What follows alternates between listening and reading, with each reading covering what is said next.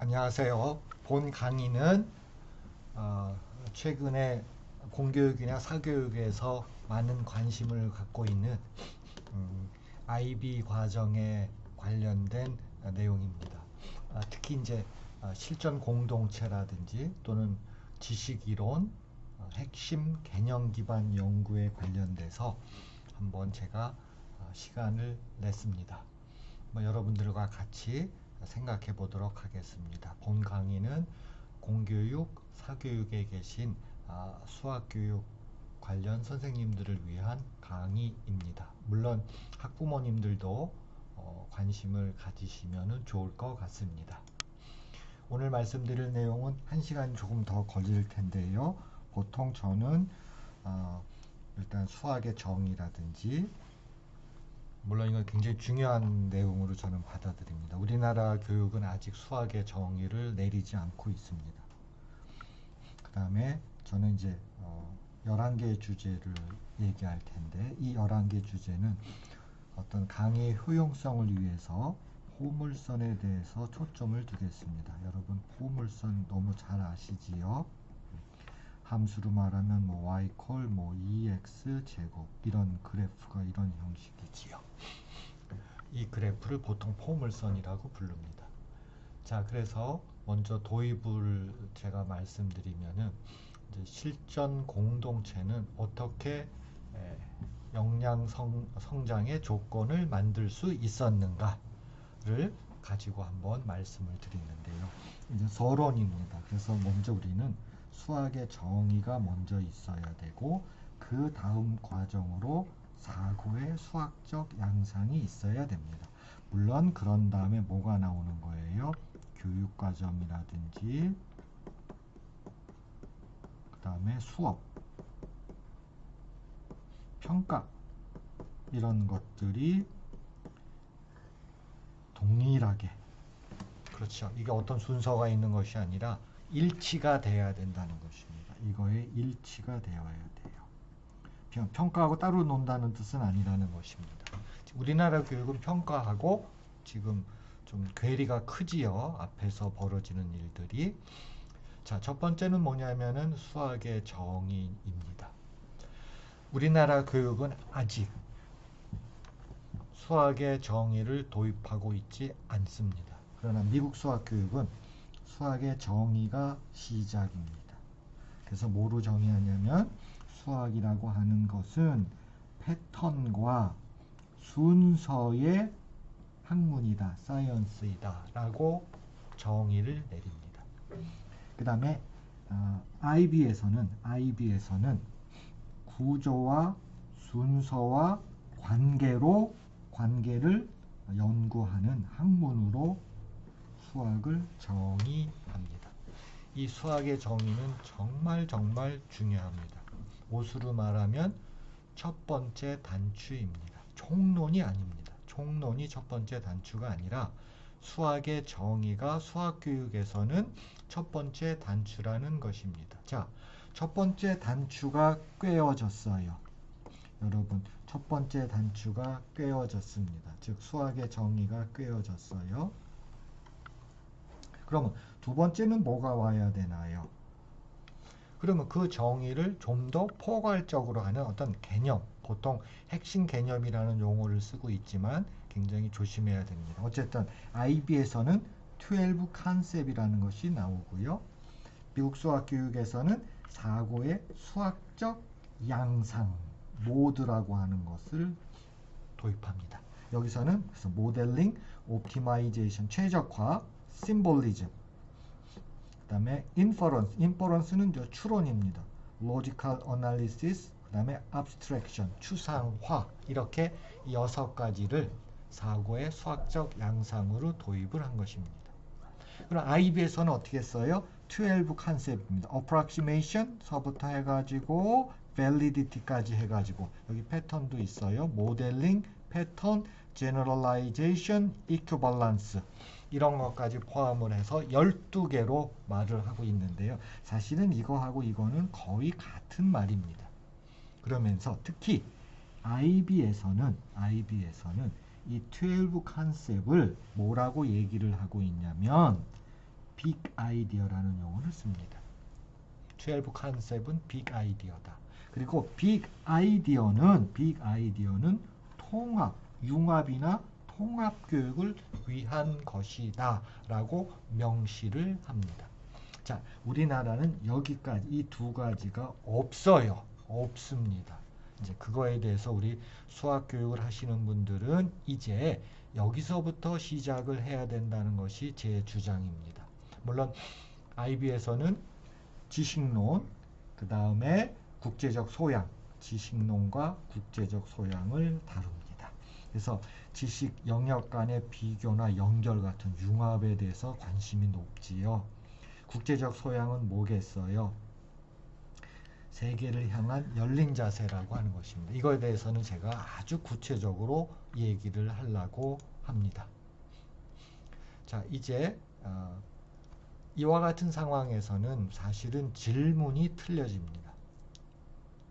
지금 질문이 틀려진다는 얘기는 이와 같이 사고에 수학적 양상을 도입했다는 얘기는 질문을 지금처럼 우리나라처럼 하면은 좀 문제가 있고요. 즉 TST라는 말을 쓰는데요. 또는 Conceptual Question이라는 말을 씁니다. 또는 뭐 핵심 질문이라는 용어도 쓰기도 해요. 뭐냐면은 지속적인 사고와 탐구를 자극하는 것입니다. 이게 무슨 말이냐면은 도대체 이것이 무엇인가? 도대체 또는 도대체 이것이 무엇인가? 또는 이것이 도대체 무엇인가라고 하는 바로 그 질문인 것입니다. 물론 약간 추상적으로 보이지요.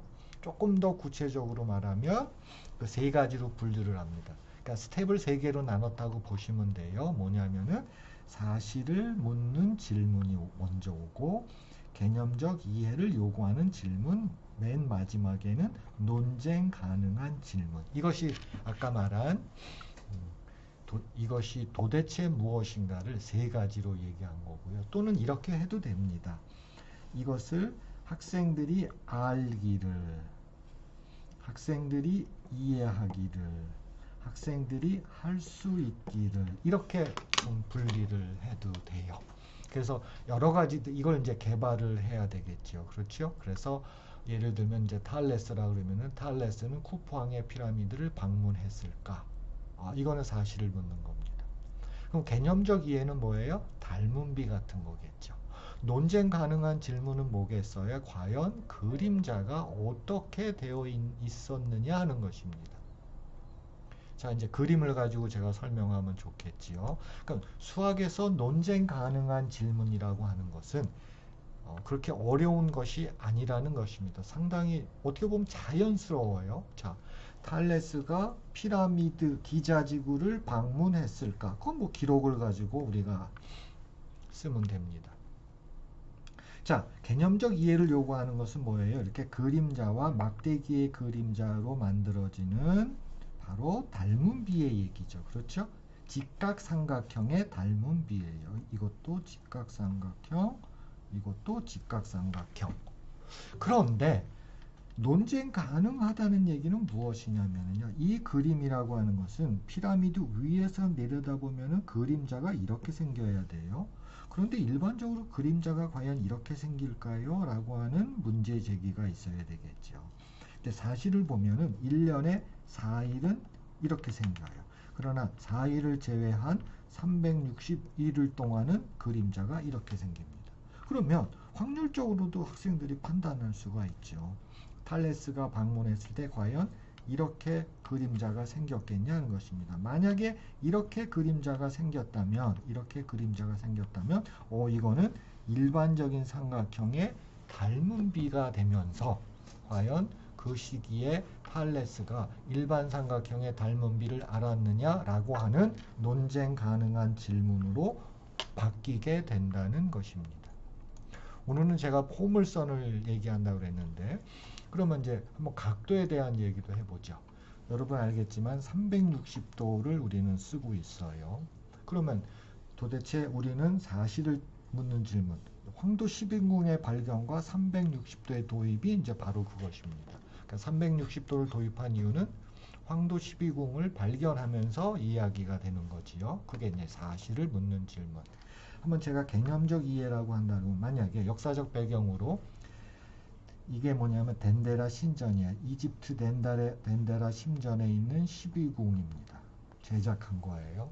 그럼 이게 언제 제작했을까가 나는 개념적 이유입니다. 그러면 여기에 나와 있는 별자리를 가지고 어떤 소프트웨어를 이용해 갖고 스카이 차트라고 하는 예를 들면 그러면은 이제 이게 기원전 50년경에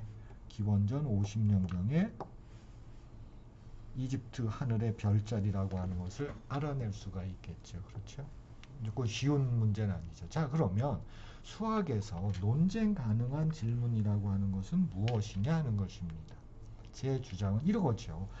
자, 이거 덴데라 신전에 있는 황도 12궁, 이건 제가 프랑스 루브르 박물관에 가서 직접 찍은 거예요.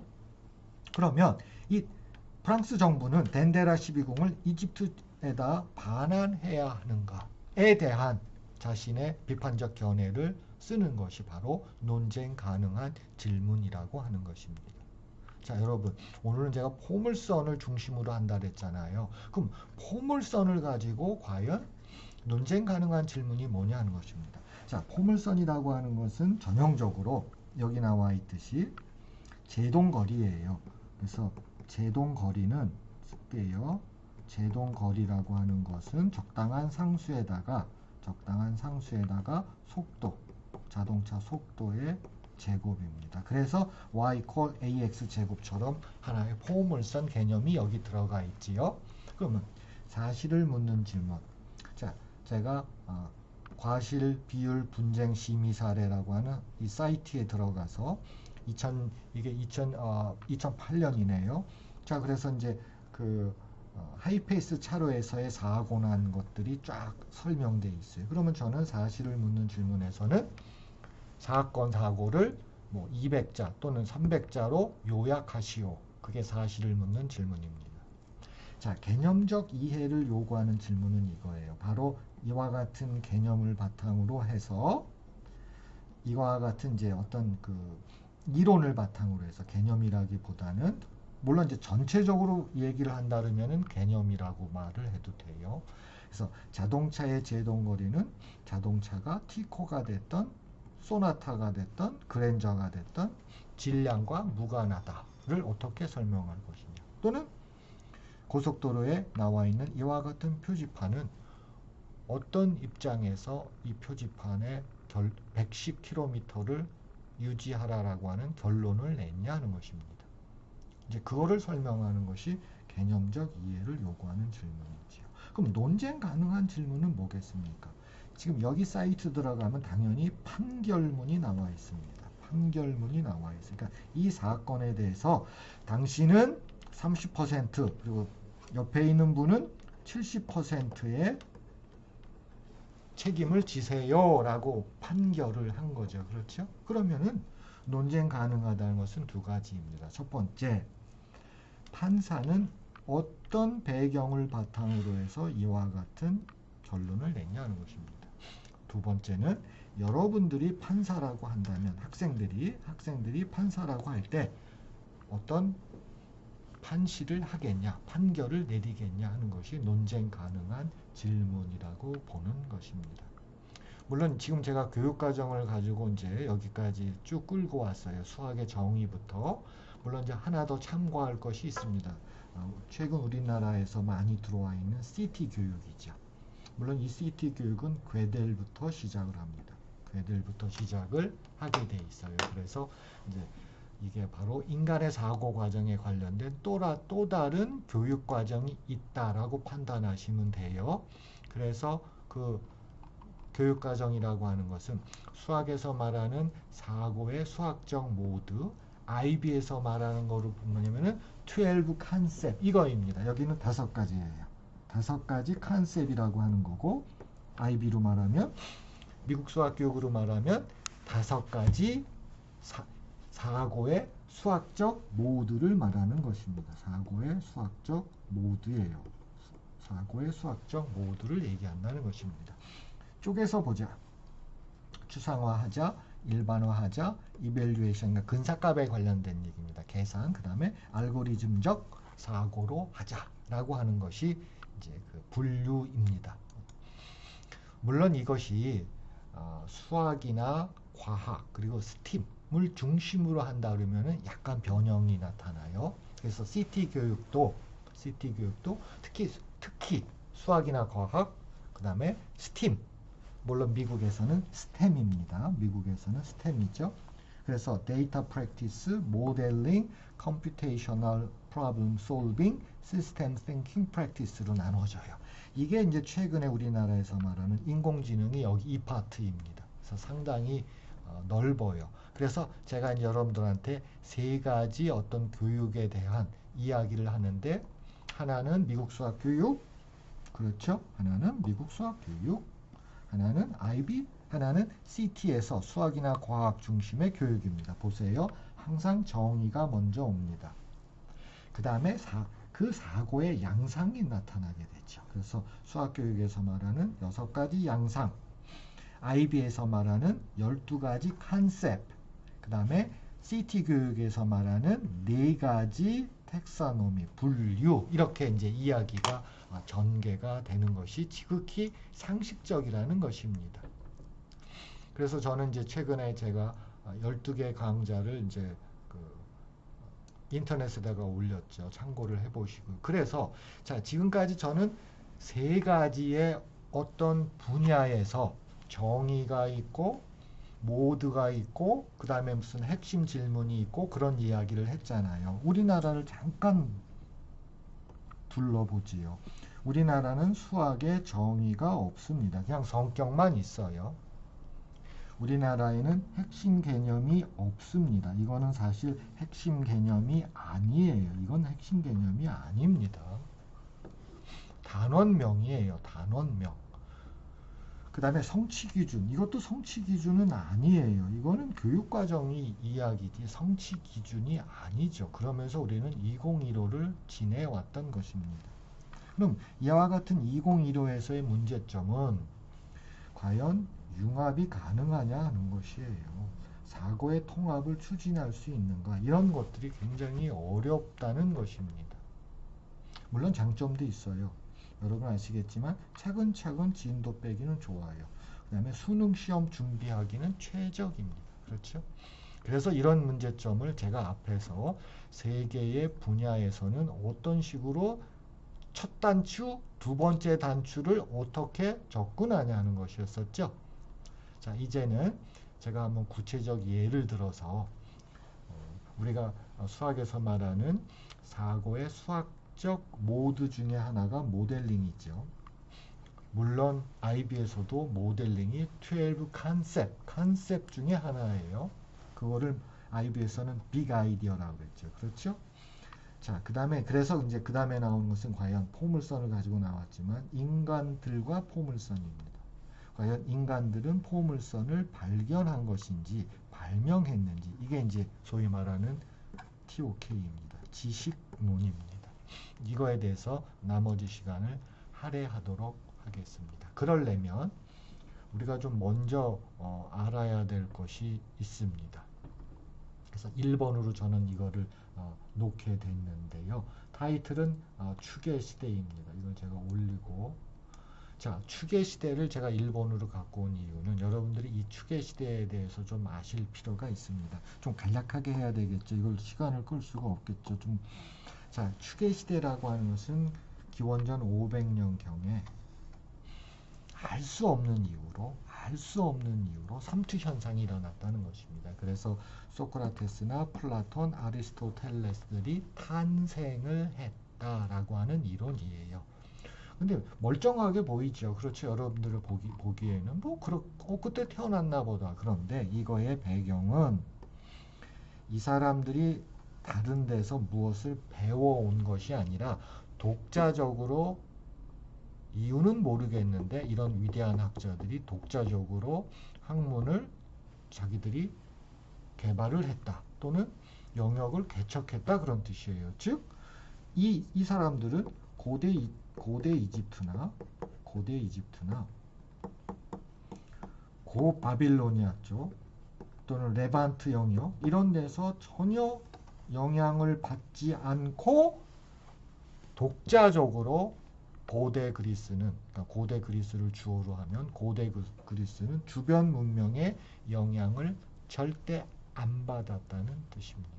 그게 추계 시대예요. 이건 굉장히 무서운 얘기입니다. 그래서 우리는 그거를 그리스의 기적이라고 말하는 거고요.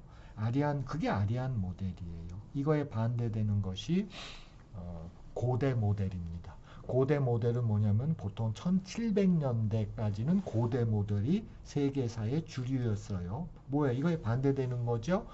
고대 그리스 문명은 이집트 문명이나 또는 바빌론, 레반트 문명에 의해서 문명화되었다라고 하는 것입니다. 그거에 반대되는 게 아리안 모델이죠. 아리안 모델은 다시 말씀드리면은 현대 문명의 뿌리는 고대 그리스에 있고 그 고대 그리스 문명은 주변 문명의 전혀 영향이나 혜택이나 그런 걸 받지 않고 독자적으로 탄생했다 그런 뜻입니다. 그걸 우리는 고립론이라는 용어도 써요. 고립론이라는 용어도 씁니다. 그래서 이제 대표적인 인물이 피타고라스예요. 그래서 피타고라스는 잘은 모르겠는데, 그렇죠? 공자라든지 여기 공자라든지 부처, 그렇죠? 부다, 조로아스터 같은 사람들 하고 동시대에 태어났다. 근데 이유는 모르겠다. 이게 도대체 이게 어떤 우연인지 이유는 모르겠다. 어쨌든 태어난 거예요. 어떻게 태어났어요? 옆 나라의 도움을 받지 않고 그런 뜻입니다. 그래서 이건 버날은 이렇게 표현을 합니다. 아주 간단하게 표현을 해버려요. 그리스는 현대 문명의 뿌리라고 그랬죠. 그래서 유럽 문명은 아시아 아프리카의 흔히 말하는 청동기 시대를 인정하지 않는다는 뜻입니다. 이건 앞으로 여러분들 그래서 피타고라스에 대한 하나의 캐논, 규범이 있어요. 우리 피타고라스 정리 용어를 많이 쓰죠. 규범이 있습니다. 사실 피타고라스는 사실로만 본다면은 이암블리쿠스가 언급했듯이 22년 동안 이집트에서 머뭅니다. 사실 여기서 이제 그 어떤 천문학이라든지 기하, 종교학까지도 포함해서 공부를 해요.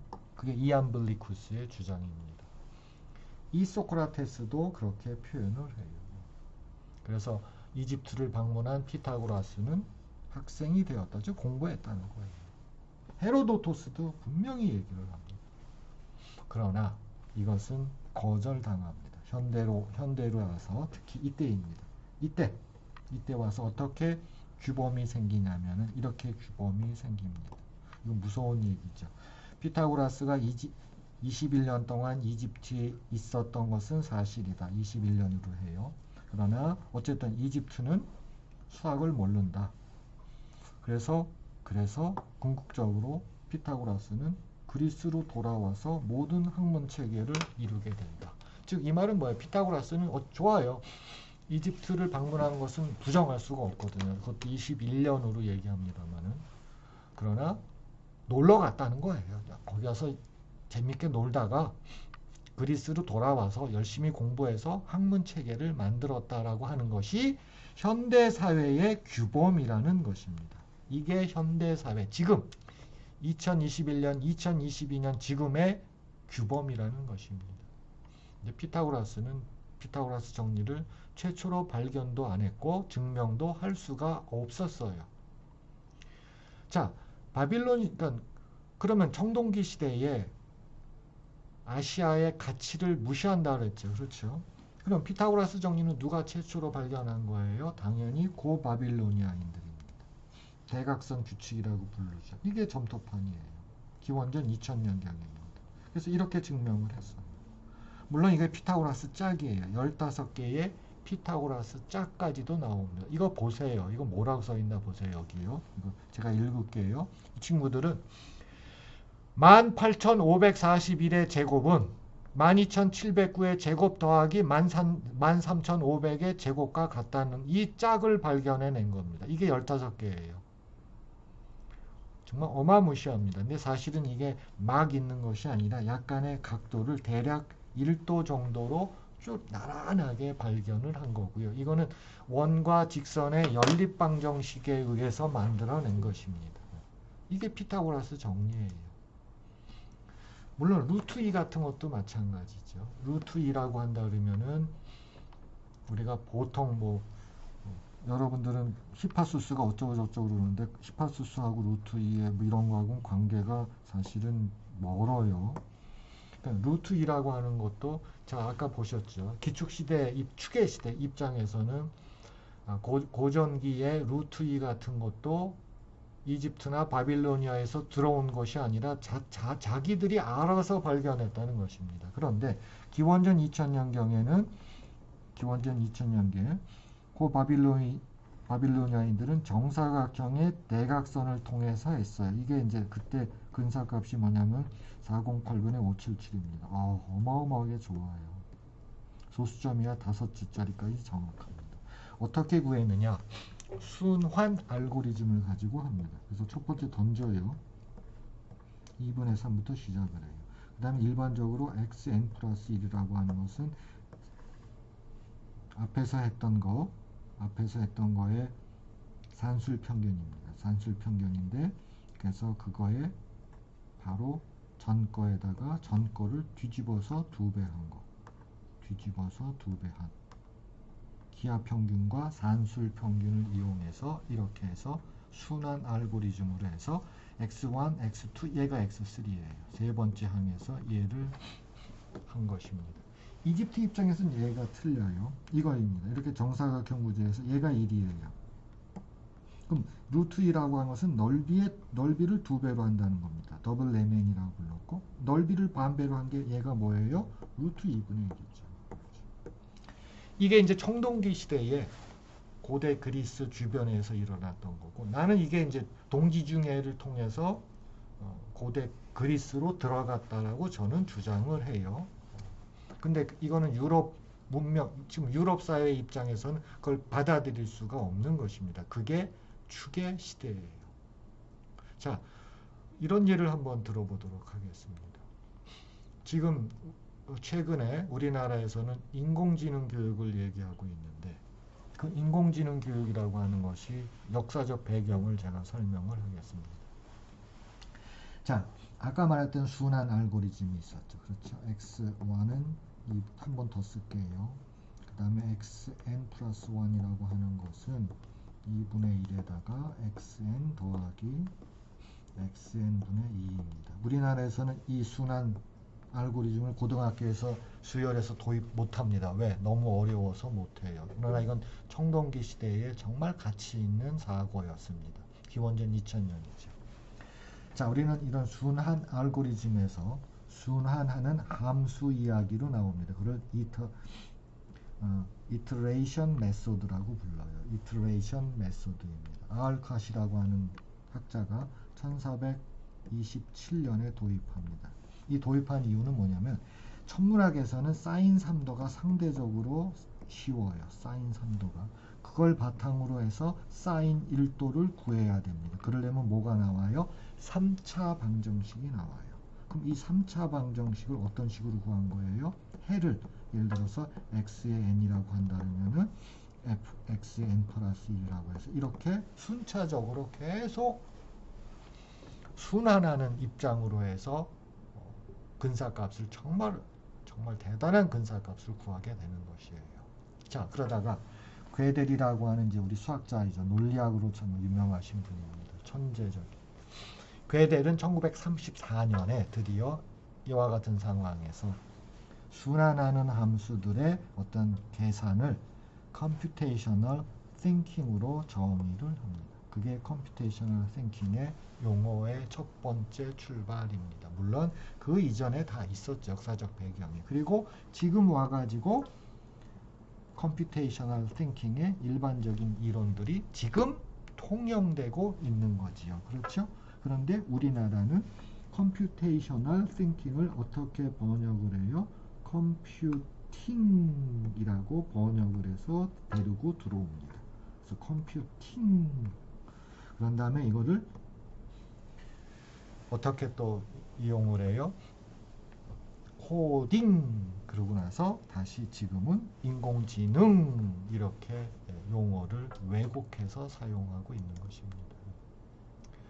자, 2022 새로운 교육과정에서 우리가 추구해야 될 것이 연역적 방법이 아닌 귀납적인 것을 상당히 중요시해야 되는 시기가 왔어요. 즉 지식의 과업 또는 지식의 과제의 문제입니다. 즉 본성의 문제예요. 본성, 그러니까 사물의 본질을 찾는다는 것입니다. 그러니까 사물의 본질을 주고 그리고 수업을 나가는 것이 아니라 그 이전에 뭔가 상황이 벌어지고 거기서 뭐라는 거예요? 그 사물이 먼저 주어진 겁니다. 그러니까 실생의 문제가 주어지고 거기서부터 뭘 찾는 거예요? 본질을 찾는 것이, 이걸 우리는 이제 귀납적 수업이라고 하는데 이게 이제 2022에서 도입돼야 되는 겁니다. 지금까지는 어떻게 했어요? 2015는 뭐예요? 본질을 먼저 주고 거기에 관련된 사물을 얘기하는 겁니다. 자, 여기 2차 방정식 있어. 됐죠? 2차 방정식 있어. 풀어봐. 이렇게 되는 겁니다. 그러니까 이게 바뀐다고 하는 것이 정말 어렵게 될 것입니다. 상당한 혼란이 2022에서 올라올 거예요. 자, 사물의 본질을 한다는 것 중에 여러분 인간 사고의 수학적 모드 중에 하나가 바로 추상화입니다. 그러면 그리스 고전기에 과연 인간은 어떻게 사물을 추상화했는지, 오늘은 물론 포물선을 가지고 얘기하는 시간이에요. 포물선입니다. 자, 공간에 대한, 오늘 이거죠 사실은. 이거하고 이게 이제 주된 겁니다만, 공간을 어떻게 하는 거예요? 이렇게 일반화하는 것입니다. 이게 정답면체예요. 이게 정답면체입니다. 특히 정 12면체는 사실은 이미 꽤 오래전에 이탈리아에서 이제 사용되고 있던 거고, 나머지 것들은 보통 피타고라스 학파 사람들이 발견했다라고 추정을 하는데, 사실은 이런 거예요. 이게 추정한다는 게 이런 거하고 비슷해요. 불을 누가 최초로 발견했는가, 이 질문하고 거의 비슷한 게 누가 최초로 정다면체를 발견했는가 하고 사실 비슷합니다. 참 그건 알 수가 없는 거예요. 우리가 어떤 인간이 불을 최초로 발견했는지 그걸 어떻게 알아요? 마찬가지 입장입니다. 다만 그렇게 추정을 할 뿐이에요. 그리고 이와 같은 추상화에는 항상 그리스 신화가 쫓아갑니다. 그리고 물질의 본질까지도 쫓아가게 돼 있어요. 이게 그리스 고전기의 추상화의 가치입니다. 그걸 우리가 도입하자는 거예요. 자, 뭐라고 하나 보세요. 플라톤은 이게 제가 주장하는 2022 교육과정에서 무엇을 추구해야 되는가? 이거 우리는 그냥 그리스 고전기로 가면 돼요. 일단은 보세요. 추상화라고 하는 것은 사고의 수학적 양상이라고 미국 수학교육에서 도입을 했지요. 우리는 여기까지는 도입하지 않았어요. 우리나라 교육은 이제 도입을 할 수밖에 없다는 거예요. 자, 그럼 실제 사물에 대해서 어떤 것이 필요하냐는 겁니다. 추상화란 무엇이냐 이거. 추상화 2022에서 추구할 것 중에 하나가 이거라 그랬잖아요. 자, 그리스 고전기에서 숫자는 조약돌이나 모래 위에서 콕콕 점 찍는 거예요. 그러니까 숫자 4 그러면 얘가 4예요. 그 당시에는 숫자 2 그러면 얘가 숫자 2. 숫자 3 그러면 어떻게 해요? 이렇게 해요. 그러니까는 뭐예요? 그 당시에 도형수가 나오는 거죠. 그러면 얘네들은, 여기 있는 것들은 생성되는 것들입니다. 생성되는 것들은 소멸을 해요. 그래서 플라톤은 여기 있는 것들을 추상화를 어떻게 하냐면 우리는 형상화한다고 그래요. 어떻게 형상화하나 보세요. 자, 여기 이런 것들을 짝수, 여기 이런 것들을 홀수, 즉 짝수와 홀수로 추상화를 하는 것입니다. 이걸 형상화한다 그랬죠? 이게 이데아예요. 자, 그렇게 되면은 앞에서 말한 생성되는 것들은 소멸된다 그랬잖아요. 우리는 형상화를 통해서 소멸되지 않는 그런 인간의 사고를 만들어낸다는 것입니다. 그래서 이름을 대고 정의를 요구하거나, 그렇죠? 짝수의 정의, 홀수의 정의, 그렇죠? 정의를 대고 그 이름을 물을 수 있다는 것입니다. 이게 실제 사물에 대한 그 본질적인 그 질문이라고 하는 것이 이제 그리스 고전기에 도입이 되는 것입니다. 그걸 우리가 도입하자는 거예요. 언제? 2022에서 도입하자는 것입니다. 자, 그 다음에 이제 무리수 이야기를 좀 해야 됩니다. 우리는 그거를 어떤 입장으로 얘기하면 옵티마이즈, 최적화예요. 이게 바로 이제 사고의 수학적 모드입니다. 우리나라에서는 이 옵티마이제이션에 대해서 좀 약간 편견을 갖고 있지만 어쨌든 굉장히 중요한 인간의 사고입니다. 사고의 수학적 모드예요. 자, 여기 나와 있는 것이 바로 파일라이트, 황철석입니다. 이게 이탈리아에 옛날부터 있었어요. 그래서 이거죠, 이걸 보고 그래서 이탈리아 사람들이 그 피타고라스 시대 그 이전까지도 이걸 보고 뭐 당연히 정 12면체 알고 있지요. 이거 갖고 뭐 했어요? 주사위 만들었지요. 그래서 이거는 피타고라스 학파가 발견한 것은 아니에요. 다만 피타고라스 학파가 이것에 대해서 위대한 업적이라고 한다 그러면은 먼저 히파수스는 이 파일라이트에 대해서 알게 됩니다. 그리고 나서 당시에 가장 핵심적인 가치가 뭐냐면 대각선과 한 변의 길이에다가 목과 나머지를 적용하는 거예요. 이거는 피타고라스 이전부터 있었던 수학의 분야입니다. 그럼 목과 나머지는 두 가지예요. 목과 나머지를 연속적으로 했을 적에 u 한 번에 끝나는 경우가 있고 u 한 번에 끝나지 않는 경우가 있는데 목과 나머지가 u 한 번에 끝난다는 것은 뭐예요? 두 수의 비율이 유리수라는 뜻입니다. 그런데 목과 나머지가 u 한 번에서 끝나지 않고 무 한 번 간다는 것은 그 비율이 유리수가 아니라는 뜻이에요. 그거를 히파수스가 알아냈다라고 하는 것이 우리 수학사에서 추정하는 거예요. 그래서 왜 융합이 중요해요?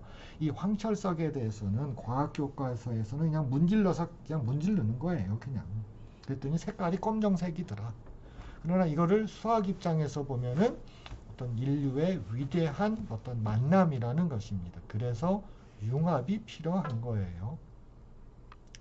이건 정말 융합이 왜 필요하느냐에 대한 정말 현실적인 이야기죠. 자, 그래서 정 12면체가 나오게 됩니다. 그래서 이건 이 지역 이탈리아 중부 지역에서도 그래서 이걸 가지고 이런 식으로 이제 이탈리아에서는 썼었어요. 12면체를.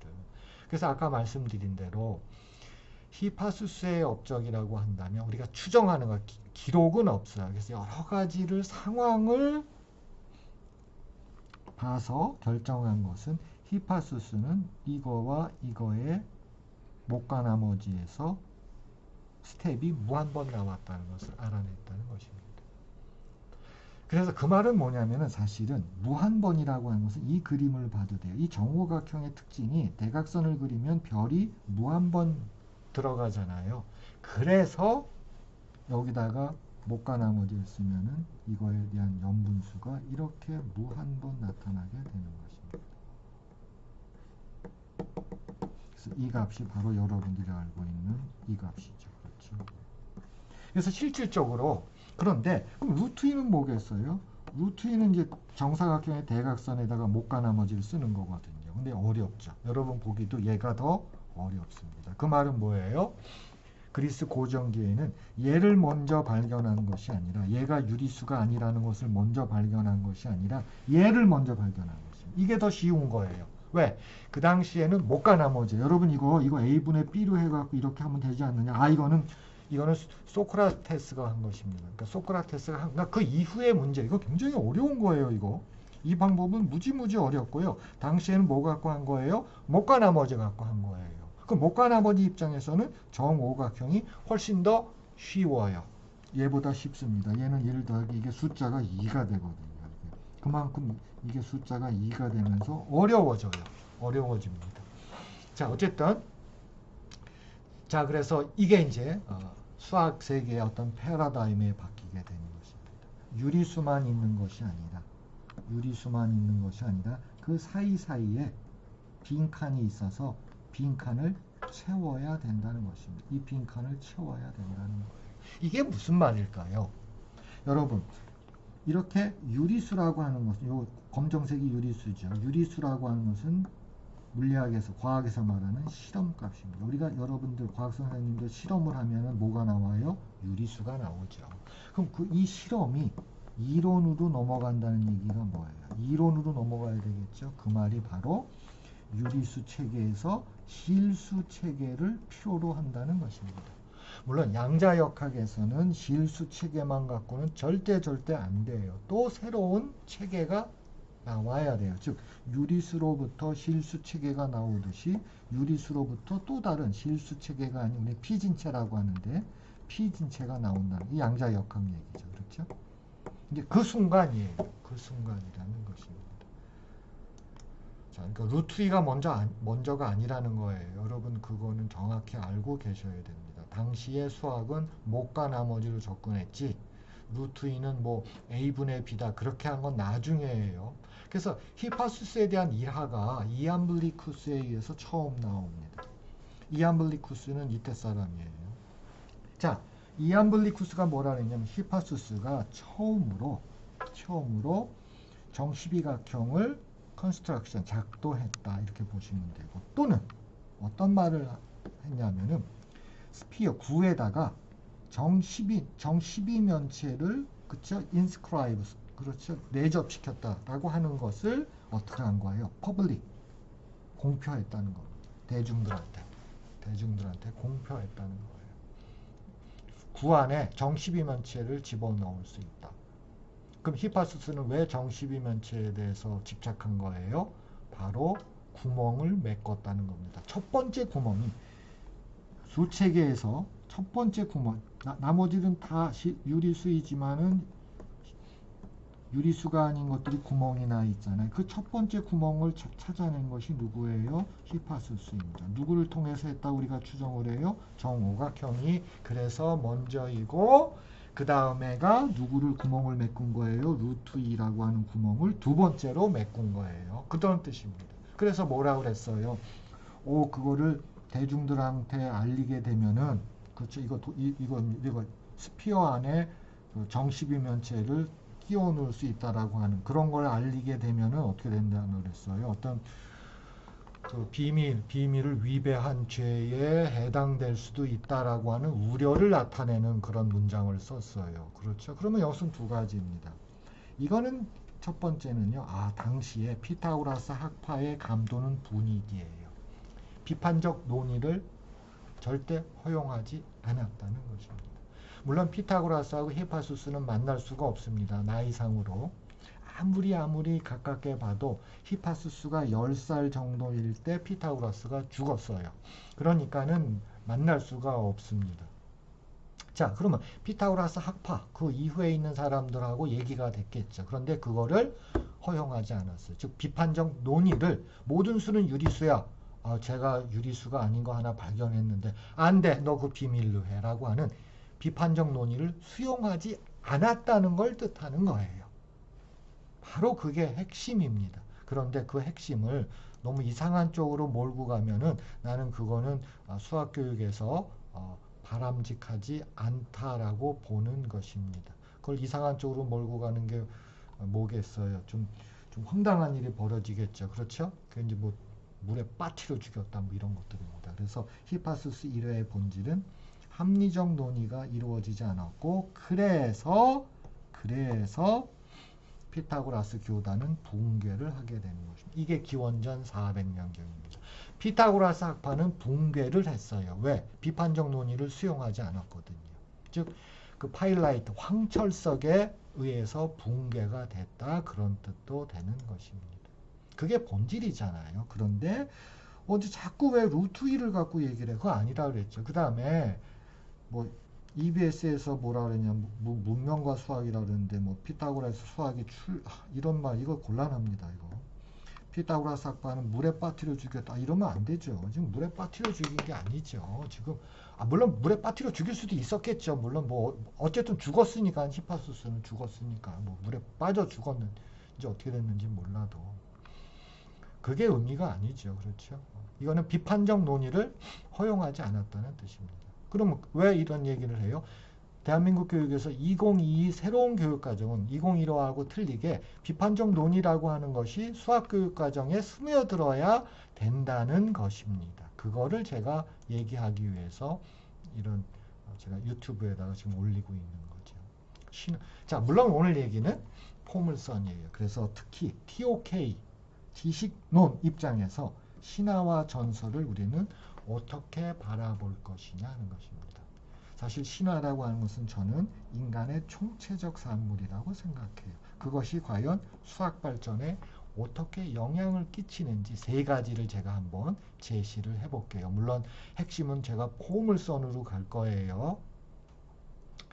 자, 첫 번째 그 전설에 관련된 이야기는 펠로폰네소스 전쟁입니다. 펠로폰네소스 전쟁을 우리가 수학 교육자들은 아셔야 돼요. 그래서 여기서 이제 전염병이 발생을 하지요. 그러면서 이제 신탁 얘기가 나오게 되는 것입니다. 그래서 전설로 전쟁이 발발하고 나서 아테네가 실수를 했지요. 외부에 있던 성 밖에 있던 시민들이 들어왔는데 화장실 문제, 오물 문제 이거를 대책을 못 세웠었어요. 그러니까는 당장 전염병이 3번에 걸쳐서 일어나는데 그래서 뭐 어떻게 뭐 대표자를 아폴로 재단에 가서 뭐 델로스에 있는 예언자한테 대표를 했더니 아폴로 신전에 있는 재단의 크기를 2배로 하여라. 정육면체의 부피를 2배로 하여라. 즉 이 얘기죠. 지금 삼승근 2입니다. 물론 이거는 튜키디데스의 책을 봐도 나와요. 신전에 가서 탄원을 해도 신탁을 물어도 안 됐어요. 이거 우리가 추정을 합니다. 그 병명에 대해서는 정확히 뭐다라고 하는 건 아니에요. 자, 요게 이제 어떻게 수학에 영향을 끼치는가. 그렇죠? 그래서 전설이 수학에 어떻게, 요게 첫 번째, 조금 이따 이제 다시 또 한번 이거 나오니까요. 다른 두 가지를 더 추가로 제가 보여드리겠습니다. 왜냐하면 고대 그리스만 하는 것이 아니기 때문에 그래요. 고대 바빌론으로 오겠습니다. 고대 바빌론의 신입니다. 마둑이에요. 수호신입니다. 바빌로니아 수호신이에요. 이 마둑은 목성을 뜻합니다. 이 마둑은 목성하고 동일시돼요. 그러면 당시의 천문학자들은 목성 궤도에 대해서 관심을 가질 수밖에 없지요. 그래서 기원전, 이거 50년이지만 사실은 350에서 50년 사이에, 기원전이에요. 기원전 350에서 50년 사이에 어마어마한 점토판이 만들어집니다. 그리고 그것이 2016년에 사이언스지에 나와요. 여러분 타이틀이 뭐예요? 고대 바빌로니아인들이 미적분의 첫 번째 발을 내디뎠다입니다. 이건 엄청난 얘기죠. 그렇죠? 2016년이니까 여러분들은 대부분 모를 거예요. 목성에 대해서 관심을 가졌고 이때는 이제 360도 각에 대한 개념이 들어와 있었어요. 그러면 이걸 수학적으로 표현하면 뭐예요? 120일 동안 벌어지는데 0서부터 120일 동안 각속도, 이는 각속도예요. 각속도를 적분하면은 각의 이동거리가 나온다라고 하는 계산을 한 것입니다. 거기다가 적분의 평균값 정리까지 사용을 하게 돼요. 이게 바로 하나에 나는 그 전설이나 신화가 어떻게 수학에 영향을 끼치는가에 대해서 두 번째 예입니다. 물론 많은 예가 있지만 오늘은 제가 3개만 여러분들한테 소개를 하려고 그래요. 자, 4개를 한번 해볼게요. 이난나입니다. 이난나는 수메르 신화라고 보면 돼요. 사랑과 전쟁의 신입니다.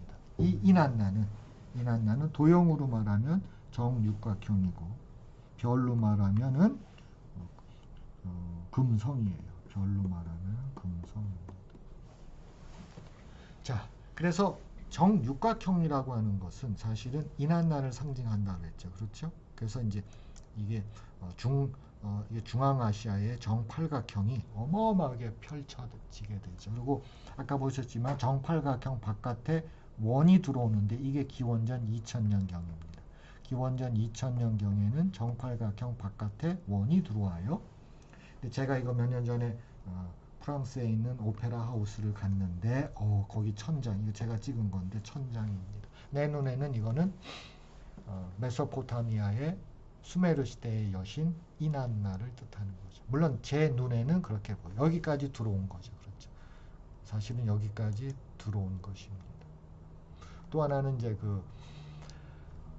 소위 말한 우리는 초등학교나 중학교에서 특히 우리는 포인트 시메트리라고 해서 점대칭 도형을 얘기를 하는데, 이것도 점대칭 도형은 인간의 사고와 굉장히 오래된 역사를 갖고 있습니다. 기원전 4000년경에 점대칭 도형이 시작이 됩니다. 그와 같은 점대칭 도형들은 사실은 요건 제가 좀 짧게 해야 되니까요. 기원전 3000년경의 점대칭 도형이죠. 그런데 얘기가 틀려지죠. 이때부터 이제 의미로 말한다면은 중심이 같은 두 개의 정사각형의 문제가 되는 거예요. 중심이 같다는 건 무슨 뜻인지 아시겠죠? 중심이 같은 두 개의 정사각형의 문제가, 이게 피타고라스 정리고, 그러면서 이게 조금 아까 나왔던 적분의 시작이었고, 이게 이제 예를 들어서 셀주크 시대의 정말 위대한 디자인으로 발전을 하게 되는 것입니다. 이게 제가 한 4가지 정도로 신화와 전설이 어떻게 수학에 있어서 유용한가를 한번 제가 짧게 말씀드렸어요. 물론 오늘은 이건 이제 그래서 이게 점대칭 도형이죠. 정말 위대한 인간의 사고입니다. 사고의 결과라고 하는 것입니다. 자, 이제 소크라테스의 엘렌 코스를 한번 여러분들은 소개합니다. 이것은 제가 왜 그런 거예요? 우리나라 2022에서 새로운 교육과정에서 반드시 수용해야 되는 것입니다. 비판적 논의예요. 즉 이것은 도대체 무엇인가라고 하는 본질에 대한 이야기입니다. 즉 여기서 예를 드는 게 이게 뭐예요? 대각선의 본질이죠. 자, 소크라테스와 노예 소년이에요. 여기서 이야기를 하는 거죠. 물론 당시에는 바닥에서 막대기 가지고, 여기 막대기 그려 있어야 돼. 막대기 가지고 수업을 진행하는 것입니다. 소년아 이리 와봐요. 네, 왜 그러세요? 여기 정사각형이 있단다. 이거를 넓이를 한번 2배로 해볼래? 그거 쉬워요. 넓이를 2배로 하라고 그랬죠? 그러면은요, 이쪽으로도 2배, 이쪽으로도 2배 할게요. 그러면 되지 않나요? 그러니까 소크라테스가 아니야. 이거 봐라. 이게 4배가 되지 않니? 그럼 이거 어떡하지요? 그럼 자, 이걸 대각선이라고 한단다. 그럼 대각선은 넓이를 2등분하지? 맞아요. 그러면 이렇게 긋게 되면 원래 넓이에 2배가 되는 정사각형을 작동할 수 있겠니? 그러네요. 라고 하는 기하적 측면에서의 수업이고, 곧바로 산술적 측면의 수학도 들어가죠. 근사값에 대한 이야기겠죠. 그렇죠? 그러면 이건 당연히 이런 거죠. 너 이거 2배로 한번 해봐. 너 내가 줄 테니까 2배로 한번 해봐. 네, 알았어요. 소크라테스요. 이쪽으로도 2배 하고요. 이쪽으로도 2배 할게요. 그랬을 때 소크라테스가 틀렸어? 야, 임마! 틀렸어! 그거 아니라는 겁니다. 그렇죠. 어떤 비판적 논의를 통해서 우리가 뭔가에 도달하는 그런, 이것은 도대체 무엇인가를 우리는 소크라테스의 엘렌 코스라고 불러요. 비판적 논의라고 번역을 하시면 됩니다. 이걸 이제 2022에서 반드시 도입해야 되는 이제 그런 것이라고 저는 보는 거죠. 자, 그 시대로 돌아가겠습니다. 그러려면 이제 우리가 이제 플라톤의 아카데미를 생각할 필요가 있습니다. 그러니까 플라톤의 아카데미는 이제 피타고라스 학파가 이제 붕괴되고 나서 이제 들어오는 거예요. 이게 플라톤의 아카데미가 이거예요. 지금은 이거입니다. 그렇죠? 이거 아니에요. 이거 아닙니다. 이거는 여러분들이 좀 신경을 써줘야 돼요. 제가 이거를 플라톤의 아카데미를 이렇게 우습게 생각하고 절대 아닙니다. 대단한 인류의 어떤 그런 유산이잖아요. 그런데 이건 정자가 있었고 거기에 나무가 있었고 막 그게 플라톤의 아카데미예요. 사거리가 있었고 나무가 조금 있었고 이렇게 앉아서 얘기할 수 있는 그런 데였거든요. 그런데 이렇게 하면 안 되죠. 이건 오해를 불러일으킬 수가 있어요. EBS에서는 뭐라 그래요? 나는 이거를 EBS에서는 이렇게 써놨지만 나는 이거를 어떻게 읽냐면은 EBSI는 우리나라 학생들한테 백인들이 얼마나 우월한가를 보여주기 위해 교육부와 EBS가 함께 만들어 갑니다. 라고 나는 그렇게 읽어요. 자, 플라톤의 아카데미는 이렇게 돼 있다 그랬죠. 그렇죠? 지금 이렇게 돼 있습니다. 이게 현실이에요. 옛날에는 뭐 그냥 정자도 있었고 뭐 나무 그늘도 있었고 뭐 그런 데였었어요. 그래서 이런 말을 또 많이 하죠. 기하학을 훈련받지 않은 사람은 누구도 내 집에 들어오지 말라는 것이 입구에 쓰여져 있었다. 이거는 거짓말입니다. 그럴 수는 없고요. 이 말 자체가 나온 것이 기원 후 12세기에 한 비잔틴 학자가 이런 말을 했어요. 이게 1100년대입니다. 1100년대. 기원 후 1100년대. 이 말의 뜻은 뭐예요? 여기 뜻이 있지요. 플라톤은 당시에 피타고라스 학파에서 그렇게 귀중하게 했던 산술, 그 산술도 중요하지만 기하학도 중요하다를 강조한 말입니다.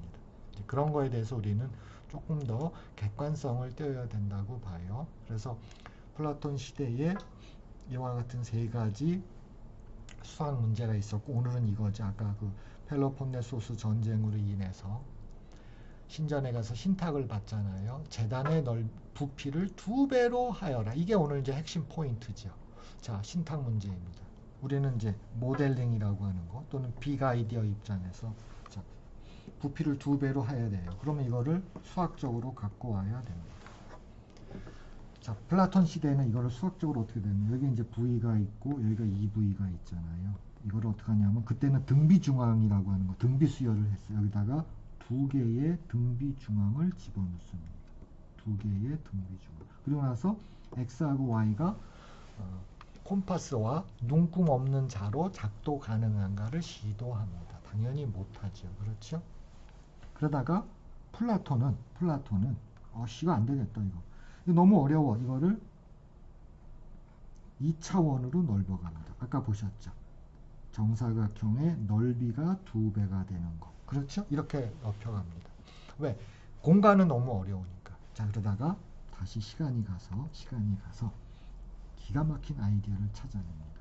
자, 이게 등비수열이라는 얘기는 x분의 어떤 상수값은 y분의 x가 되잖아요. 그럼 y에 관해서 정돈을 하면은 적당하게 넘겨버리면 되니까 어떤 상수에다가 x제곱이라고 하는 이거를 포물선이라고 보는 거죠. 즉 포물선의 교점이 작도 가능한가 이야기로 옮겨가면서 우리 인간 앞에 포물선이 나타났다는 것입니다. 아까 말씀드린 대로 빅 아이디어가 뭐예요? 히포크라테스입니다. 등비수열로 접근을 합니다. 2개의 등비중앙을 가지고 해요. 플라톤은 메논에 나와 있지만 소크라테스의 엘렌코스입니다. 루트 1란 도대체 무엇인가, 대각선이란 도대체 무엇인가로 좀 이론을 낮춥니다. 차원을 2차원으로 낮췄죠. 너무 어려우니까. 그러다가 플라톤 아카데미의 메나에쿠스가 드디어 포물선의 교점으로 포물선이 드디어 인간 사회에 나타나게 된 것입니다. 그래서 우리는 과연 포물선은 디스커버인지 발견인지 발명인지에 대한 이야기가 상당히 의미 있다는 것입니다. 자, 그래서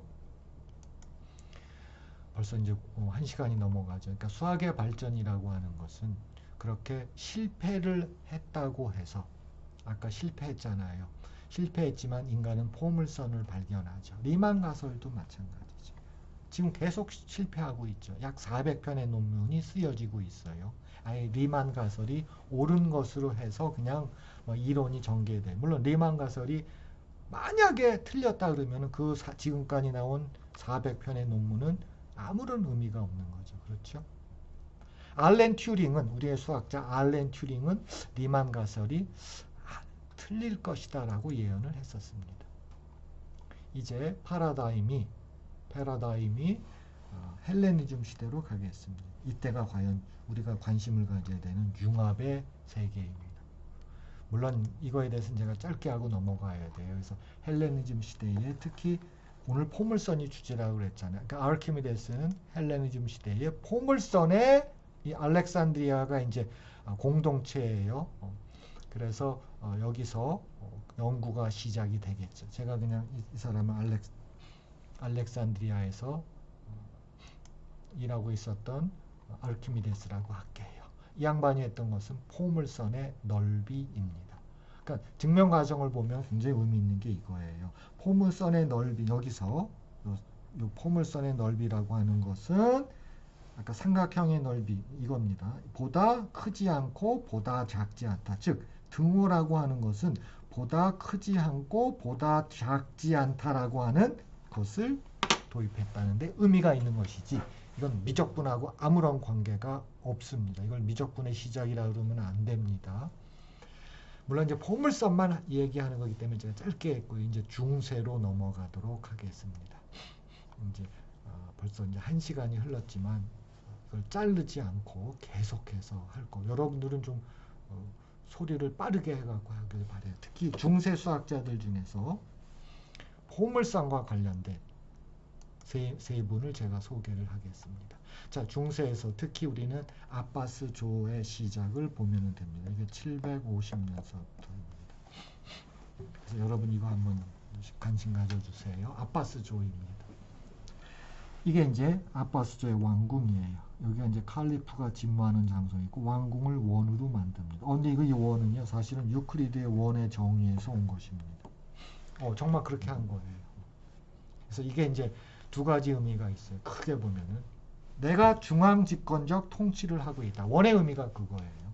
내가 지금 중앙 집권적 통치를 하고 있다. 그리고 또 하나는 뭐예요? 나는 고대 지식을 적용하고 있다를 만방에 알린 것입니다. 굉장히 의미가 있어요. 자, 거기에 이제 바이트 알 히크마라고 해서 드디어 이제 수학적 패러다임이 시작이 됩니다. 이제 지금까지 와 있었던 포물선이 대수학으로 거듭나입니다.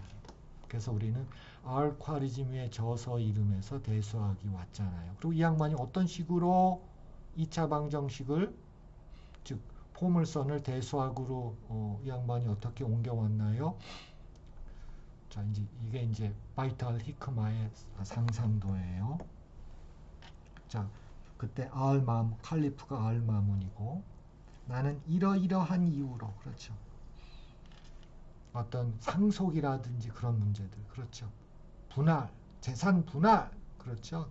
무역 그다음에 수로 땅 파는 것서부터 이런 것들을 어떻게 이게 실세계 문제죠. 그렇죠. 이 실세계 문제들을 이제 알마문이 이제 여기서 이제 많은 지원을 했지요. 그래서 이 실세계 문제들을 어떻게 풀 것인가 자 보세요. 이제 먼저 여러 경우들을 총 1차함수까지 해서 1, 2차함수를 전부 다 형태로 모아놓습니다. 이게 스텝 1이죠.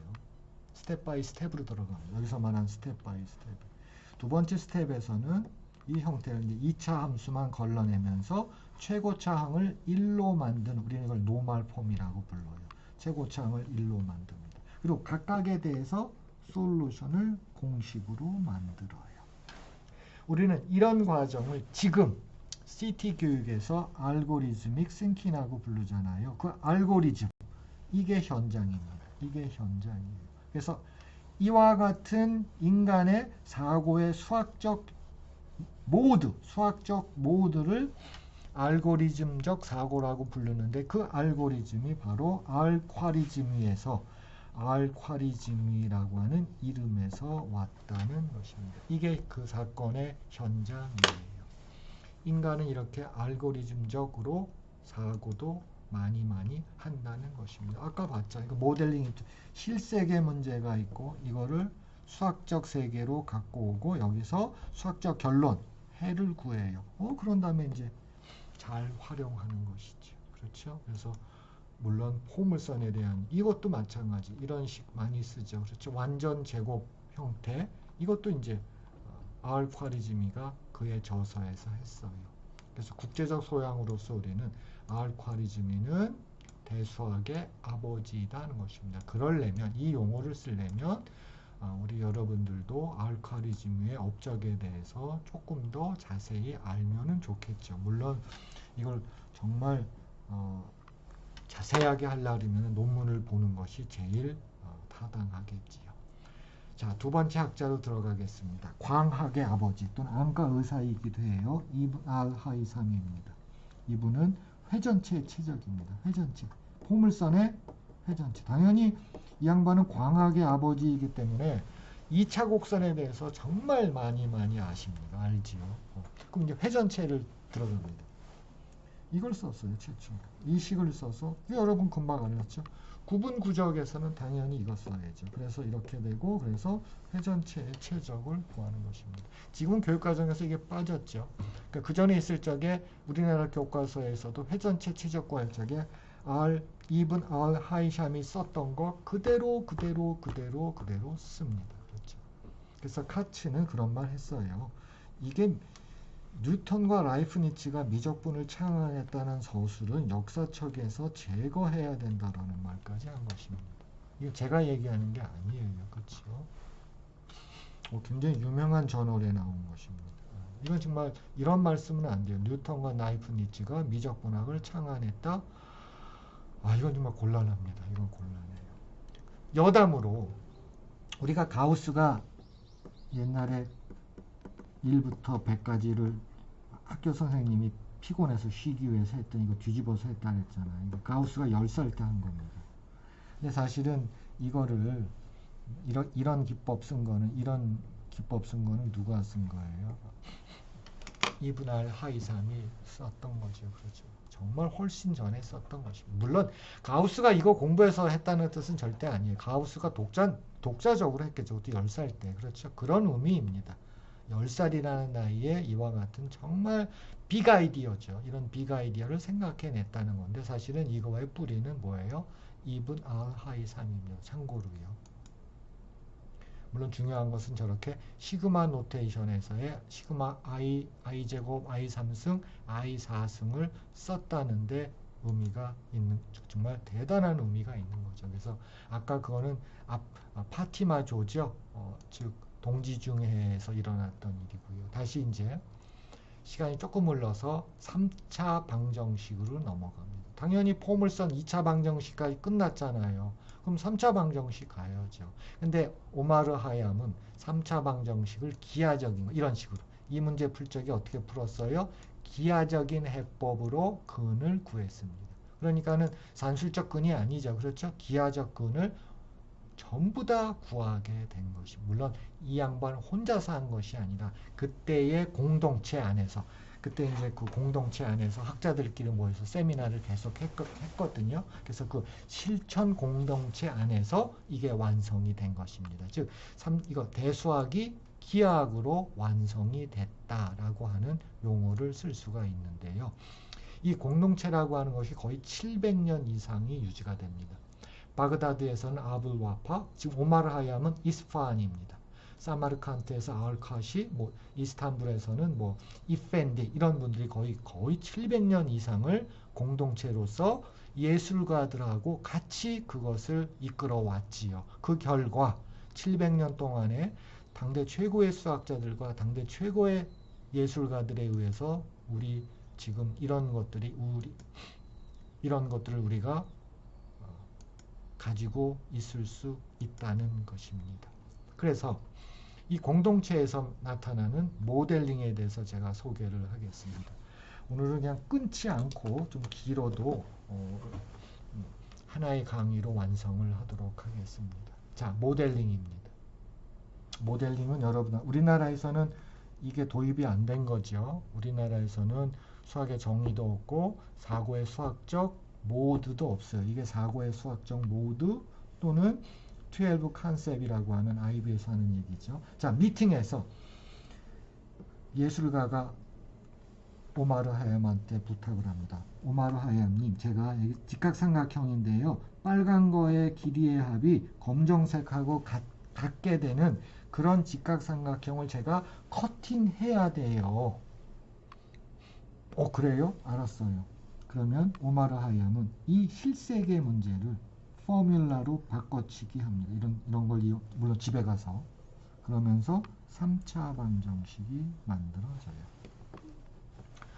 자, 이제 이건 수학의 세계로 갖고 온 거죠. 그럼 수학적 결론이 있어야 되겠죠. 그러면 이제 문제를 풀어야 되겠죠. 근데 이거에 대한 3차 방정식의 해법 풀었어요. 근데 이 양반이 직접 풀지는 않고 또 다른 학자들의 도움을 받아서 푼 겁니다. 그럼 이거를 가지고 야 3사방정식 해가 이거야 라고 예술가들한테 말할 수 없잖아요. 그래서 직각삼각형의 각도를 얘기해 줍니다. 57도로 잘라주세요.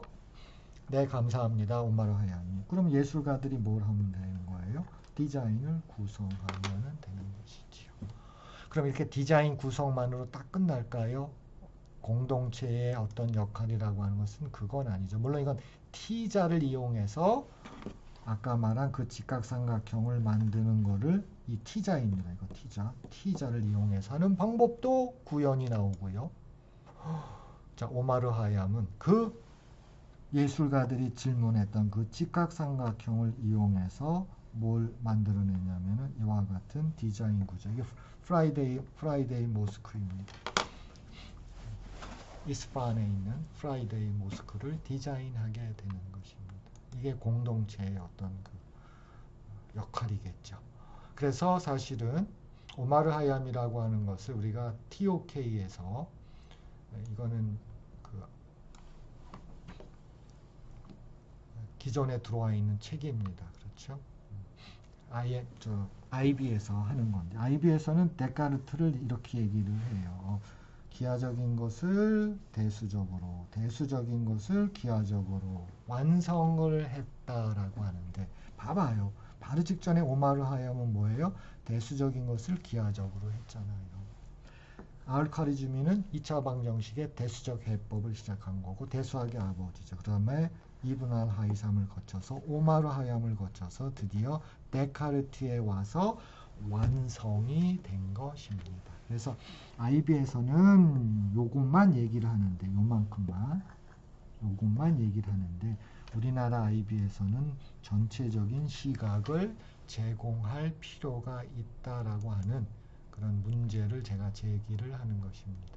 그래서 이 12세기 르네상스는 사실은 아바스 조에서 왔다고 해도 과언은 아니에요. 그래서 우리는 12세기의 지적 원천은 아랍적이다라고 얘기를 하는 것입니다. 그래서 이 화면은 여러분들이 정지를 해서 한번 좀 자세히 읽어볼 필요가 있습니다.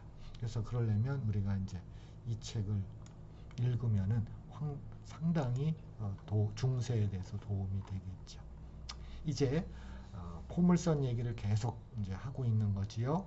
이제 현수선과 현수교로 가겠습니다. 자, 이런 체인이 있어요. 자, 이런 체인을 갈릴레오 같은 사람한테 이제 물어보겠죠. 여기 갈릴레오가 있어요. 여기 제가 있습니다. 제가 물어보겠죠. 갈릴레오 선생님, 이거 뭐 같아요? 그렇죠. 이것이 도대체 무엇인가라고 하는 질문을 던진 것입니다.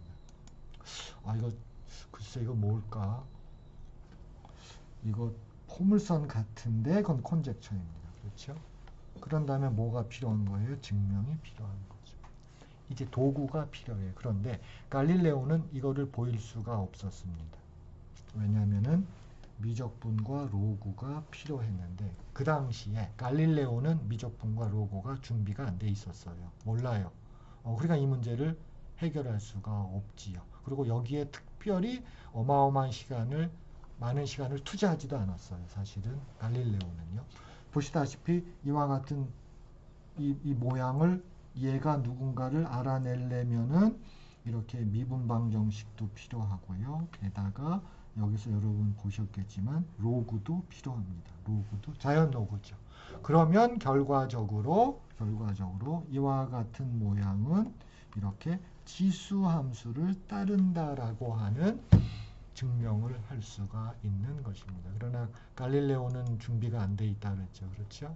그래서 이걸 모델링 입장으로 본다면은 도대체 이것은 무엇인가라고 하는 실색의 문제가 오고 이걸 수학의 세계로 옮겨가야 됩니다. 그걸 우리는 식이라는 거예요. 그래서 이걸 풀어야 되겠죠. 그럼 수학적 결론이 나오죠. 그렇죠? 수학적 결론이 나오는 것입니다. 지수함수예요. 지수함수의 일종입니다.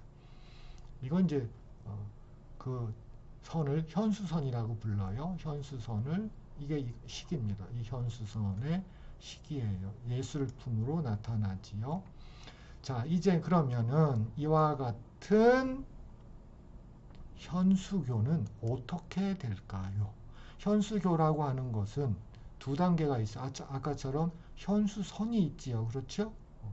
그러면 현수선이 있고 현수선이 있는데 앞에 도로가 매달리잖아요. 도로가 매달리는 걸 저는 상판이라고 부르는데 저는 이렇게 붙였어요. 동일한 간격으로 해야 되는데 그러면 뭐예요? 원래 있었던 거랑 좀 틀려지죠. 그렇죠? 그게 이제 그렇게 해서 해버리면은 이거에 대한 식이 어떻게 나와요? 이렇게 포물선이 나오는 것입니다. 그 포물선, 그렇죠? 플라톤 아카데미에서 시작됐던 그 포물선이 이렇게 나온 것입니다. 자, 빅 아이디어가 뭐예요?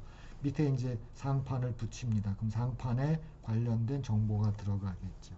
그럼 수학의 세계로 옮겨와요. 이렇게 됩니다. 아주 간단해지지요. 상판을 매달면 그럼 이제 포물선이 만들어지고 그럼 우리는 여기서 뭐 장력이 얼마이고 얼마가 걸리고 어떤 공사에서의 안정성을 확보하는 데 활용이 되는 거죠. 그렇죠? 만약에 이게 확보가 안 되면 어떻게 될까요? 그래서 타코마 붕괴 사고 같은 게 나오죠. 이게 2006년에 이제 논문을 보시면 자세하게 아실 수 있어요. 이거는 인재입니다. 인재예요. 공명 현상을 모르는 게 아니죠. 그렇죠? 공진 현상이라 그렇죠. 원래 강품에 의해서 만들어지는 주기와 다리 자체가 갖고 있는 주기가 일치할 때 공진, 그렇죠. 그런 계산에 대한 잘못입니다. 그래서 다시 이제 이게 만들어졌지요. 그렇죠? 굉장히 우리나라에서도 이게 사고가 비슷하게 있을 뻔했어요. 이건 제가 생생하게 기억하는데 이순신 대교가 만들어졌어요. 근데 사실은 여기 도로 공사를 하기 위해서 옆에다가 가림막을 설치했어요. 가림막을. 이 가림막의 길이가 2.26km나 됩니다. 여러분, 이 현수교는 강풍에 약해요. 그래서 강풍이 너무 센 데는 이 현수교를 설치할 수가 없습니다. 아름답지요. 그러니까 인천대교죠. 인천대교에다가 아름답게 하기 위해서 현수교를 설치한다? 안 됩니다. 강풍 때문에 안 돼요. 그래서 사장교를 설치한 거죠. 그렇죠. 걔는 모양은 이쁘지 않지만 강풍에 강합니다. 그래서 사장교를 설치하게 된 거잖아요. 근데 난간에다가 이렇게 가림막을 설치한다는 얘기는 무지죠. 무지. 이 현수교에 대한 무지에서 온 거예요. 그러니까 이거 빨리 철거하면 이거 빨리빨리 없애버리면 빨리 철거할게요. 빨리빨리 없애버리면 괜찮죠. 그렇죠? 괜찮습니다. 그래서 아무 문제 없어요. 정말 아름다운 포물선입니다. 그러니까 현수교를 포물교라고 부르면 참 좋겠죠. 오히려 난 그랬으면 좋겠어요. 그러니까 현수교를 그렇게 부르니까 현수선으로 우리가 이해를 하는 거 아닙니다. 그래서 지금 IB에서 TOK하고 세계시민 이거를 갖고 오는데 교육을 오늘 제가 포물선에 관련돼서 과연 TOK는 어떻게 돼야 하는가를 제가 여러분들한테 보여드리는 겁니다. 이것도 화면을 정지해서 한번 보실 필요가 있어요. 포물선은 사회적 산물이라는 것입니다. 포물선은 인간의 발견인가 발명인가에 대해서 우리는 생각을 해보자는 것입니다.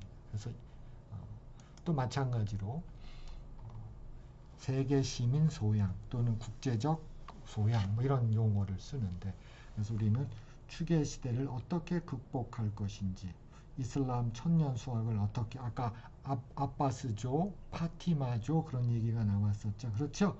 그래서 실전 공동체로서 피타고라스 교단은 왜 붕괴하였나 뭐 이런 거에 대해서 우리가 좀 많은 이야기를 할 수가 있다는 것입니다. 이것도 화면을 정지해서 좀 곱씹어 주기를 바랍니다. 자, 그래서 IB에는 또 다른 것이 있어요. 학습자상입니다. 학습자상. 거기에 학습자상에 흔히 말하는 열린 마음을 지닌 사람이 이제 수학 교과에서 추구를 합니다. 그래서 우리는 그런 거죠. 비판적 사고를 통해서 우리나라 문화, 니네 문화를 정말 동시에 수용하자 그런 뜻이에요. 여기 나와 있지만 우리는 비판적으로 진가를 인정하자는 겁니다. 물론 보시면 알겠지만 여기 보면은 니네들 것뿐만이 아니라 우리들 것도 비판적으로 진가를 인정하자라고 하는 겁니다. 그럼 이 비판적으로라고 말을 썼을 적에는 분명히 뭔가 있어야 돼요. 뭔가 있어야 됩니다. 뭔가 있어야 됩니다. 기준이 있겠죠. 그렇죠. 당연히 있어요. 그래서 제가 공부한 결과로 보면 IB에서의 기준 또는 규범이 두 개가 있다고 봅니다. 그래서 IB는 비판적으로 가치를 부여하겠다 그런 겁니다. 그렇죠. 그렇죠. 요 as well as까지 보시면 자, 이 두 개의 기준이 뭐냐면 이거 좀 조심해서 우리가 좀 접근해야 되고 신경 써야 됩니다. 첫 번째 기준은 추계 시대라는 것입니다. 즉 아시아 아프리카의 청동기 시대는 가능하면 언급하지 않는 것입니다. 고대 이집트나 고 바빌로니아의 수학은 언급하지 말자는 거예요. 사실 언급이 거의 없습니다. 최근에 2019년으로 제가 개혁해요. 이게 무슨 뜻이냐면 또 다른 뜻으로 말하면 2019년에 제임스 왓슨 박사입니다. 이중나선으로 1963년인가 그때 노벨 의학상을 받았죠. 이 양반이 그 말 했거든요. 흑인이 백인보다 IQ가 낮다. 바로 그게 추계 시대에서 교육을 받은 사람의 사고 방식이라는 것입니다. 두 번째는 IB가 조금 꺼려하는 것이 있어요. 그래서 가능한 얘기를 안 합니다. 아까처럼 데카르트는 얘기하지만 오마르 하얌은 얘기하지 않아요. 알콰리즈미도 얘기하지 않아요. 그건 이런 시각으로 바라보면 돼요. 중세 아랍 수학을 가능하면 무관심하게 본다는 것입니다. 그게 IB만 그런 게 아니죠. 제가 사람을 갖고 얘기하면 도킨슨입니다. 여러분 이기적 유전자의 저자이고 우리나라에 정말 많이 알려져 있는 석학이지요. 그렇죠. 이 양반이 2013년에 한 말입니다. 무슬림들 중에서 노벨상을 받은 무슬림들의 숫자는 기껏해봐야 한 개 대학, 트리니티 칼리지 대학에서 받은 숫자보다도 작다. 그런 말을 합니다. 이 의미가 뭐겠어요? 그렇죠. 그래서 이게 바로 캐논 2, 중세 아랍 수학에 대한 무관심이 바로 IB가 추구한다는 것입니다. 물론 이와 같은 것은 굉장히 조심스러운 거죠. 그렇죠. 그래서 제가 간단히 아랍 수학에 대한 무관심에 대한 여러 예가 있어요. 한 15개 정도 제가 찾았지만 얘가 이런 거예요. 여러분 화면 보시면 아시겠지만 사교육이나 공교육에 계신 분들 이게 이제 피타고라스 정리의 일반화죠. 일반적인 삼각형에 대한 피타고라스 정리 뭐 그런 용어를 쓰잖아요. 그래서 여기에 국제적 소양에다가 이제 뭐가 돌아나 보세요. 피타고라스 정리에 관련된 도형적인 이해, 도형적인 이해는 뭐 차이나나 인도에서 있었다, 뭐 그런 얘기를 합니다. 그렇죠? 그게 이제 그 인터내셔널 마인디드 국제적 소양, 세계 시민 교양이라고 제가 부르기도 하죠. 그다음에 지식이론에서는 뭐냐면 피타고라스 정리에 피타고라스라고 하는 이름이 들어간 것이 그 친구가 직접 증명을 안 했지만 그 친구 이름이 들어간 것이 과연 윤리적이냐라고 하는 것을 이 파트에 TOK로 제시를 한 것입니다. IB는 우리나라 말하면 소단원이에요. 이런 소단원에다가 가능하면은 인터내셔널 마인디드나 TOK 지식론을 다뤄요. 어떤 건 없는 것도 있지만. 그럼 제가 봤을 때 이거는 누가 발견한 거예요? 최초로. 이건 정말 중요한 겁니다.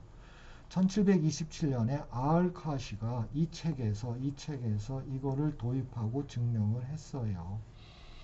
우리는 이거를 제2의 코사인 정리라고 옛날에 불렀다가 교육과정에서 빠져나갔다가 다시 또 들어왔죠. 코사인 정리로. 절대 이거를 아알카시 정리라고 안 부르고 이게 사마르칸트에서 활동했던 중세의 아알카시의 업적이라는 것도 절대 말 안 해요. 물론 예외적으로 프랑스에서는 아알카시 정리를 공식으로 사용합니다. 여기 어디에도 아알카시 얘기가 없지요. 이 아알카시는 이것까지 들어갑니다. 조합론이죠. 물론 이걸 뭐라고 불러요? 우리는 파스칼 삼각형이라고 부르죠. 그러나 파스칼 삼각형을 얘기하면서 아이비는 절대 알카시를 얘기하지 않습니다. 다만 슬쩍 중국만 얘기해요. 자, 이런 것들은 여러분들이 아이비에 관심을 갖고 계신 공교육이나 사교육 선생님들이 조심해서 좀 의미 있게 바라보자라고 하는 것입니다. 왜냐하면 아이비는 이제 한국에서의 아이비이기 때문에 저는 이제 그런 질문을 또는 문제 제기를 드리는 것입니다. 저는 이제 온라인 실험실에 대해서 굉장히 가치를 둡니다. 오늘 포물선이잖아요. 그렇죠? 포물선을 식을 쓰면은 아까처럼 뭐 ax 제곱이라고 하면은 얘가 이제 제동거리 자동차의 속도, 그럼 이제 실험실에 이거입니다. 그래서 이제 왜 자동차의 간격을 100m 또는 110m로 띄어야 되는가, 고속도로에서. 자, 자동차 무게는 별 볼 일 없어요. 그렇죠. 자동차의 속도입니다. 내가 달리고 있는 속도예요. 그 다음에 반응 시간. 요게 이제 공주거리를 결정하는 거죠. 공주거리 해서 줘요. 여기 이제 물체가 뚝 떨어진 거예요. 그러면 이제 자동차가 과연 어떻게 가서 어디에 쓰겠느냐 하는 것입니다. 그렇죠. 이게 쓰는 게 대략 한 95m 정도에서 쓰면은 고속도로에서 100km로 달릴 때 앞차와의 간격을 100m로 유지하면은 안전하다에 대한 과학적 분석이라는 것입니다. 이건 뭐 통계로 하는 것도 아니고 인문학적 사고로 하는 것도 아니죠. 물론 저는 이제 아까처럼 포물선하고 현수선을 어떻게 차이가 나는가, 저는 이렇게 해서 보여줘요. 물론 이건 정말 아름다운 포물선에 대한 어떤 그 조작입니다. 물론 저는 이제 수학적 여행지를 굉장히 중요하게 여깁니다. 그래서 오늘 여러분들이 수업한 내용 또는 일주일 동안 수업한 내용, 필요하면 2주 동안 수업한 내용들이 장소하고 관련이 되겠죠. 그래서 이런 브런치도 좋고요. 장소하고 관련돼서 아까 제가 나왔죠. 데일리안 문제 나왔었죠. 신전에 가서 신탁, 여기입니다. 구글 맵스. 자, 이거는 뭐예요? 플라톤의 아카데미예요. 이거 보여줘야죠, 학생한테. 그렇죠? 자, 그 다음에 여러분들한테 보여드릴 수 있는 것은 그 다음 거입니다. 알렉산드리아. 그렇죠. 아르키미데스가 포물선의 넓이, 이집트의 알렉산드리아입니다. 자, 그 다음에 히바. 아까 알콰리즘이 있었죠. 알콰리즘의 고향입니다. 히바예요. 우즈베키스탄의 고대 도시입니다. 자, 오마르 하얌의 삼각형에 의해서 디자인된 금요 모스크입니다. 이스파한에 있지요. 정말 아름다워서 톨레도예요. 그 아바스조의 모든 그런 업적들이 톨레도를 거쳐서 유럽으로 들어가면서 12세기 르네상스를 불러오게 됐던 바로 그 도시입니다. 조지 워싱턴 브리지, 그렇죠? 아까 그 계산했었죠? 정말 아름다움. 이건 뭐 예술 작품으로서의 현수선. 이거는 다시 복원됐지요. 이건 우리나라의 이순신 대교. 정말 더 이상 아름다울 수가 없지요. 이 세상에서 가장 아름다운 포물선입니다. 그 다음에 제가 살고 있는 동네도 보여드려야 되지요. 제가 살고 있는 동네입니다. 물론 인천 지역이죠. 그렇죠? 영종도가 있다. 그렇죠? 그래서 아이비와 DPG 2002년 이제 그냥 1시간 40분 정도로 걸렸는데요. 2022년에 새로운 교육과정, 지금 많은 논의가 벌어지지만 사실은 그래요. 수학보다도 교실에서 더 중요한 게 있다고 한다는 게 있습니다. 그게 추계 시대를 극복해야 됩니다. 추계 시대를 극복해야 됩니다. 그다음에 우리나라는요, 미국이나 아이비나 CT 교육처럼 정의가 있어야 돼요. 어떻게 정의도 없이 그렇게 수학 교육을 그렇게 해오고 있습니까? 그렇죠? 그럼 정의가 있은 다음에 뭐가 있어요? 사고의 수학적 모드가 있고, 그 다음에 교육과정이 만들어지고, 수업이 있고, 평가가 있어서 수업과 평가의 일체화가 일어나야 되겠지요. 이게 시급한 것입니다. 그럼 이렇게 접근을 하면은 당연히 우리가 의도하는 개념 기반, 소위 말하는 귀납적 어떤 설계가 가능해진다고 하는 것입니다. 게다가 융합까지 또는 통합이 훨씬 더 좀 더 쉬워진다는 것입니다. 오늘 제가 수학 얘기를 하면서 청동기 시대를 좀 얘기를 했는데요. 사실 청동기 수학은 무지무지 중요합니다. 지금 그냥 그렇게 살아있어요. 제 주장은 초중고 수학 교과서의 거의 70%는 그냥 청동기 때 수학이었어요.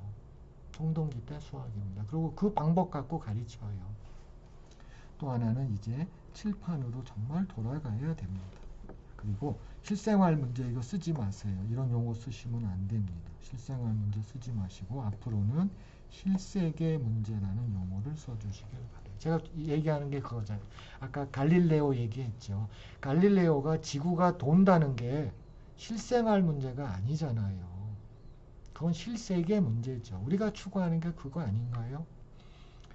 그 다음에 수능은 과연 열린 사회의 적인가? 이거 좀 생각해야 됩니다. 열린 사회의 적이에요. 이건 정말 우리가 그 포퍼의 얘기, 칼 포퍼의 얘기지만 수능은 열린 사회의 적이라는 것입니다. 그리고 수능은 열린 사회를 정말 배신해서 플라톤이 소크라테스를 배신하듯이 수능은 우리 사회를 배신합니다. 당장 배신하는 일이 벌어졌죠. 생명과학 문제 잘못 냈다고 했잖아요. 근데 그건 학자들이 결정을 했나요? 문제가 잘못됐다. 학자들이 결정을 했나요? 아니죠. 법원이 결정했죠. 그렇죠. 그게 바로 수능이 우리 사회를 배신하는 것입니다. 그건 정말 상상을 초월하는 거죠. 전 세계 어디 그런 일이 벌어질 수 있을까요? 생명과학자들은 뭐 하는 사람들이죠? 왜 그거를 판사가 결정을 해야 되죠? 나는 그거를 수능이 열린 사회를 배신하는 상징적인 사건으로 보는 것입니다. 그래서 용어 같은 것들 특히 잘 써야 됩니다. 정말 잘 써야 돼요. 그래서 비판적 논쟁이 있어야 되는데 이거 없이 막 교육제도 그냥 평가원 몇몇 사람들이 모여서 그렇게 용어를 쓰면은 안 된다는 거예요. 제가 이제 의심하는 게 그거죠. 자, 이제 수학의 정의를 도입한다면 이거 누가 도입할 거냐 하는 거예요. 이거 누가 도입하는 거죠? 미국이나 미국에서 사용되는 거 또는 IB에서 사용되는 것을 가져오면 되겠죠. 그렇죠. 이거 부담 가질 필요 없어요. 그걸 카피했다? 그럴 필요 없습니다. 그래서 빨리 도입을 해야 되겠죠. 그렇죠. 자, 그래서 많은 이 IB에서는요. TOK나 인터내셔널 마인디드 때문에 많은 책을 읽어야 됩니다. 정말 많은 독서를 요구해요. 우리 교육자들한테요. 그리고 강의실은 칠판으로 돌아가야 돼요. 여기서 이런 거 여기서 이런 거 만들고 이런 거 토론하고 그렇지. 여기서 이 탁자를 이용해 여기서 토론하고 필요한 것들은 여기서 쓰고 지우지 말고 그렇죠. 지우지 말고 그렇죠. 그런 것입니다. 그래서 나는 이게 지능형 수학교실 또는 지능형 과학교실로서는 최고의 강의실이라고 저는 확신을 합니다. 자, 오늘 1시간 반 정도 걸렸는데요. 오늘 강의 여기서 마치도록 하겠습니다. 여러분 고맙습니다.